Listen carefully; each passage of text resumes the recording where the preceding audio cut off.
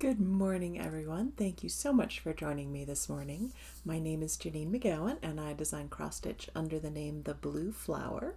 It's a beautiful, cozy, late spring, semi-winter day here in Nevada. I don't know about you, but winter is clinging on hard to us here, although certainly up the hill they have a lot more snow than we do. And so I'm appreciating the small things, like not having to shovel 600 inches of snow, which is not a small thing. I should rephrase that. I'm appreciating the very great blessing of not having 600 inches of snow. I wanted to also thank all of you because I appreciate so much all of you. Last newsletter that I sent out, I shared that anxiety has been a part of my life my whole life and something I will continue to deal with probably forever. And that's not bad. We all have things, but I so appreciate that I could share that with you. And I appreciate that several of you took the time to write very, very thoughtful messages to me.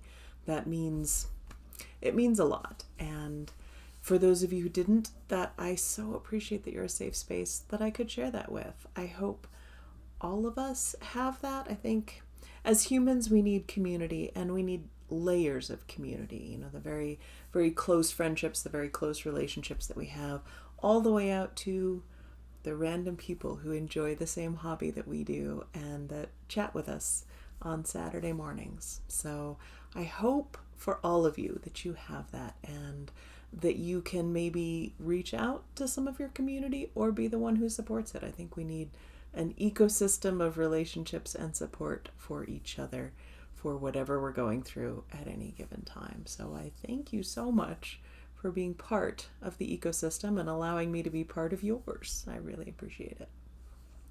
Jumping right in, we've got some stitching in action. Susan had very busy needles and has two to share with us this morning. First one is Sleeping Bee, which she did on 36 count vintage country Mocha from Zweigart, which is such a great fabric. I just love that one. That's a great all-purpose base.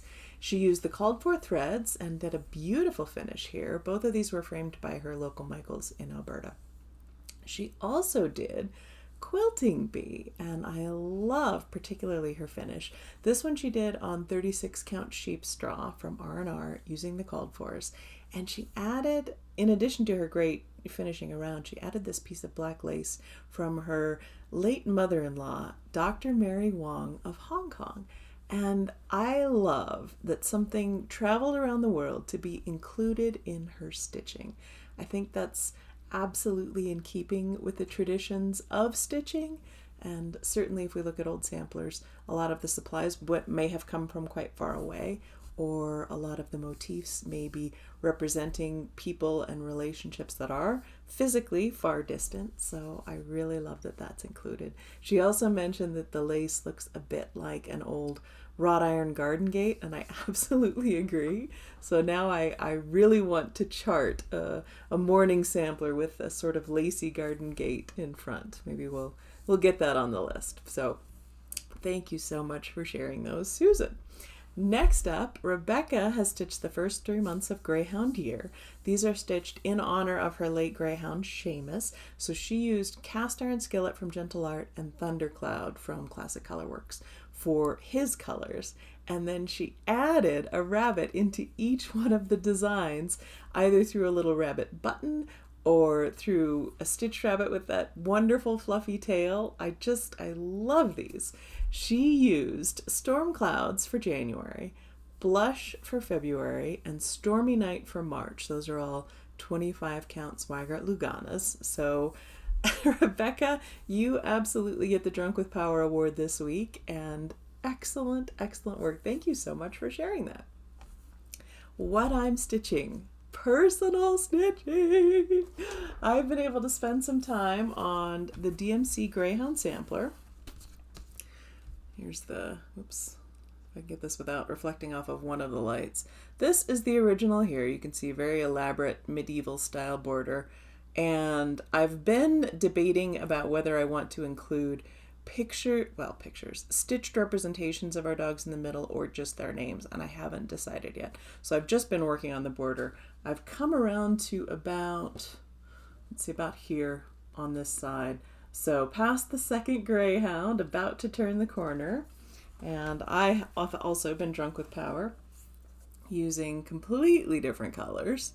It's really tough to get a good view here. So I can adjust one of these lights and show you the colors a little bit better. But I've been having so much fun with this. It's definitely one where, as I've mentioned before, I highlight the chart, not the original, I made a copy. But yeah, it's just been a delight to stitch, and having the second Greyhound is great.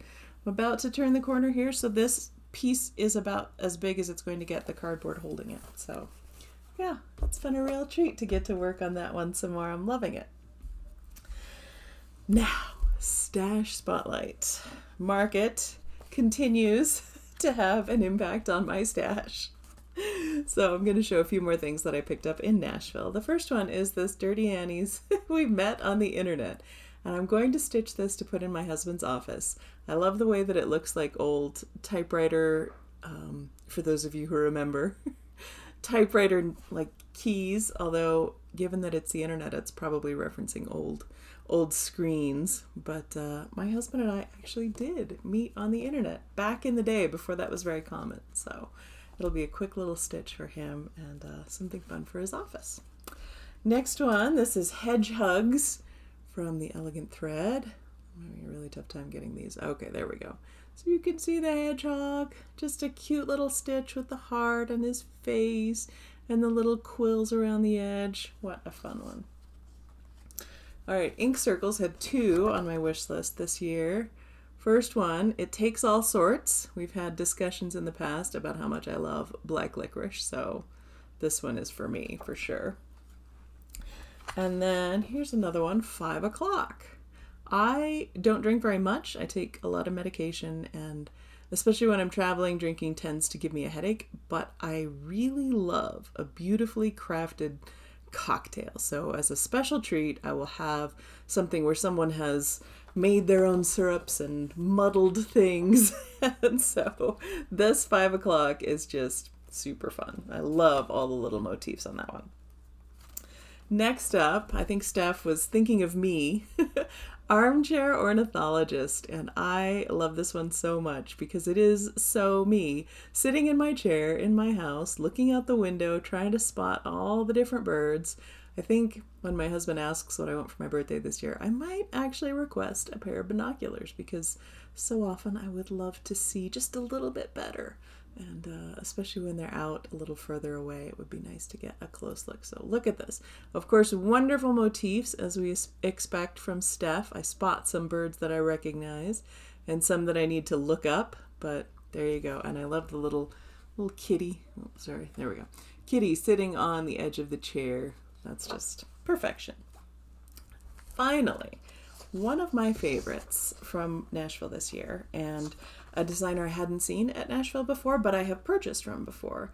This is from Posie. I bought a whole set, and the first one is Things of Spring. These are just absolutely perfect, tiny motifs. I got one for each of the 4 seasons, but you can see there's a sweater, a kitty, a little umbrella, just perfection. They're not big designs overall. I think it's 6x8 on 32 count for the whole thing.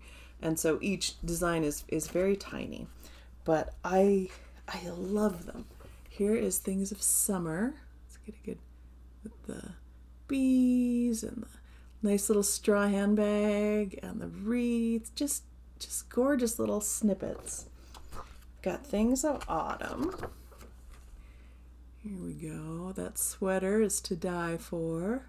The boots, little backpack, the coffee, and then Things of Winter. Another little seasonal sweater, some ice skates, different coffee, more seasonal, winter themes. I love these, and I think I want to stitch them all for myself, of course.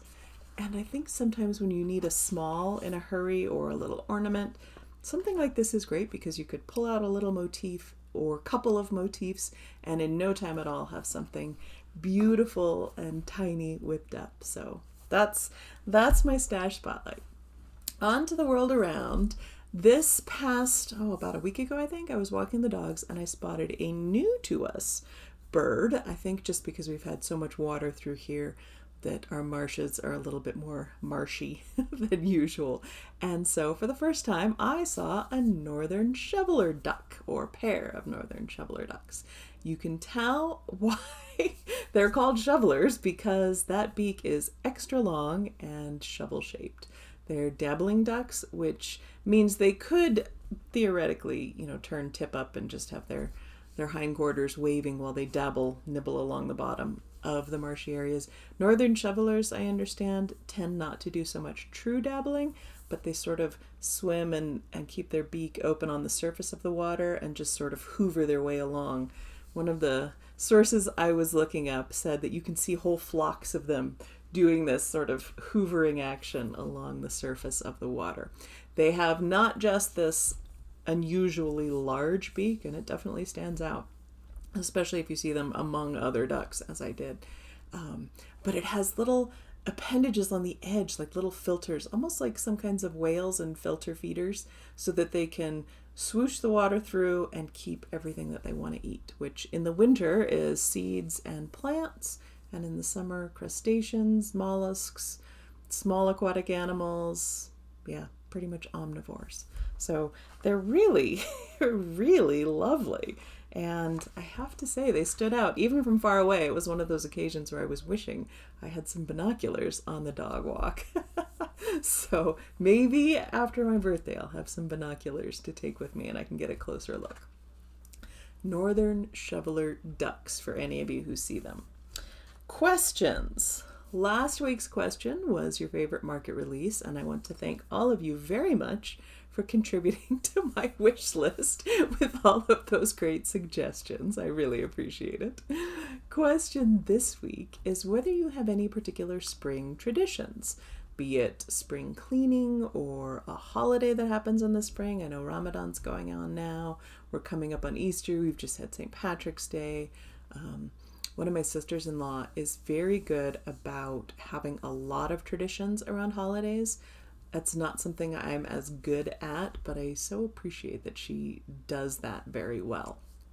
One of my, I don't know if tradition's strong enough or too strong a word, but I love this time of year when things are starting to kind of come alive again, and I love to take my coffee out in the morning and just walk around checking on all the plants. I'm happy to report, this is moving into best thing territory, that all of our new roses from last year survived the winter, and it was a not super easy winter, and they were, some of them, fairly new.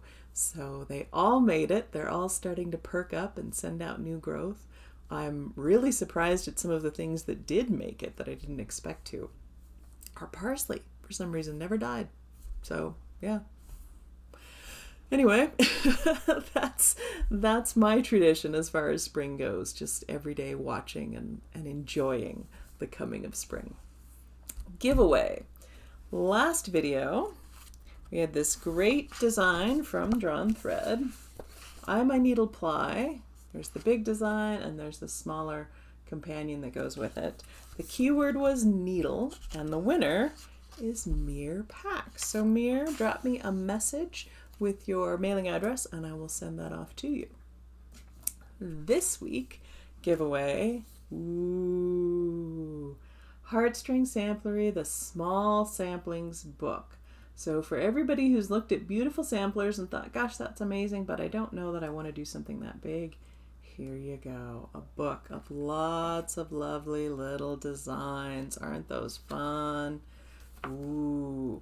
Beth always does such beautiful work. So if you want to win this, go ahead and reply with the word small in the comments.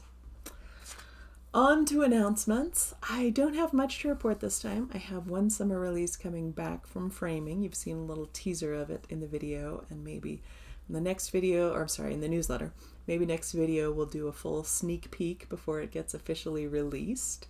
I'm working on lots of fun things. It's always nice to get back from market when you have all these ideas and you're inspired and you can go ahead and get started on putting them onto the computer. So I'm really enjoying that. And now that all the orders are shipped, it's nice to be able to focus on that for a while.